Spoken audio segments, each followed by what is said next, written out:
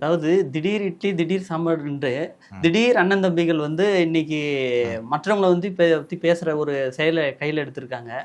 என்னெல்லாம் பேசி, இத இவரு முதலமைச்சர் வேட்பாளரா நாங்க மாத்துனா தான் நாங்க இந்த கூட்டணிக்கே போவோம் அப்படின்னு சொல்லிட்டு என்டிஏ இருந்து வெளியில வந்துட்டு, இப்போ வந்து அவரு அருமை அண்ணன் எடப்பாடியாரா மாறிட்டாரு. இவரு வந்து அருமை தம்பியா மாறிட்டாரு. தம்பியா மாறி இவங்க 2 பேரும் சேர்ந்து இந்த கூட்டணி ஆட்சிய வச்சு தமிழ்நாட்டுல வச்சு நடத்துறதா வந்து இவங்க 2 பேரும் சொல்லியிருக்கிறாங்க. அதுக்கு வந்து அவர் ஸ்டைல்லயே ஒரு வார்த்தைய யூஸ் பண்றாரு. எப்படி இந்த சாம்பார், இட்லின்ட்டு.